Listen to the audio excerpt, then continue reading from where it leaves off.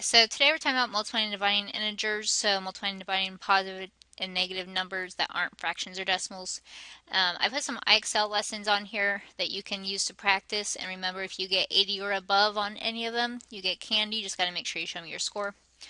So we have some rules to follow with multiplying and dividing integers, and they are much easier than when you add and subtract integers. Not as much to remember, and it's the same for multiplying and dividing.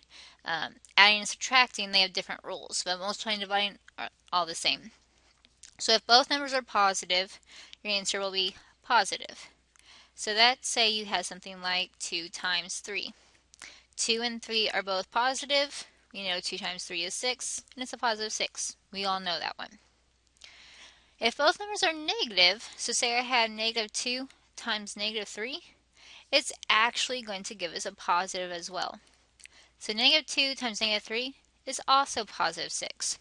It's kind of like in grammar and language arts, we say that a double negative will actually equal a positive. It's like they cancel each other out.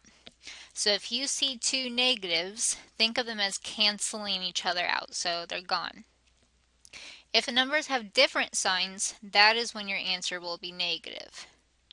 So the only time your answer is negative when multiplying and dividing is if one's positive and one's negative. So we could say negative 2 times 3, that would give me a negative 6 because one's negative, one's positive. They're not the same.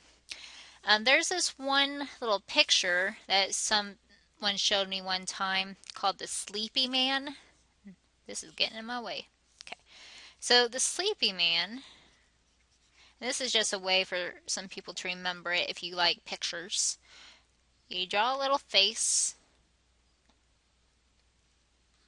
So it looks like a peace sign at first, but he's going to be sleeping. So there are his sleepy eyes.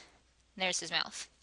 So the Sleepy Man can help you remember. So if you have two negatives, the only thing that's left is this positive. If you have a negative and a positive, you are left with a negative. So it's kind of like whatever you're using, whatever symbol is left is going to be the symbol in your answer.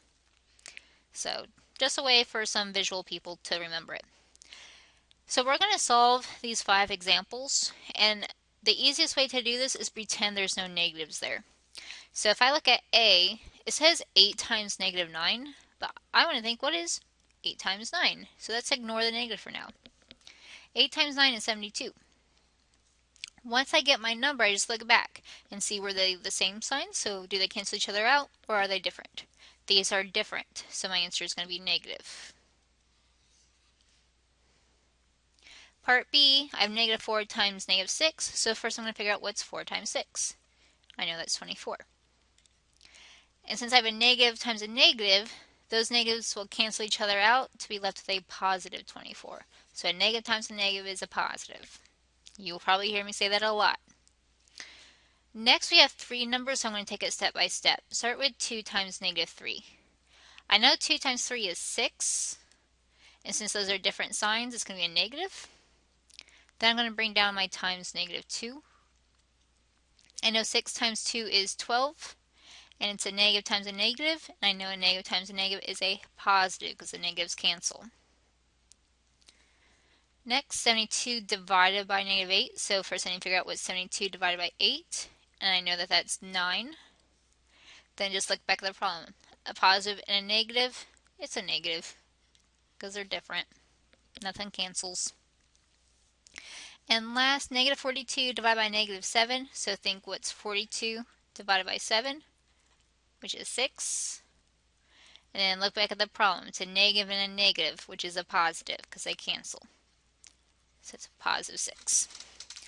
So while you're working on your homework or IXL or whatever, if you have any questions, feel free to email me.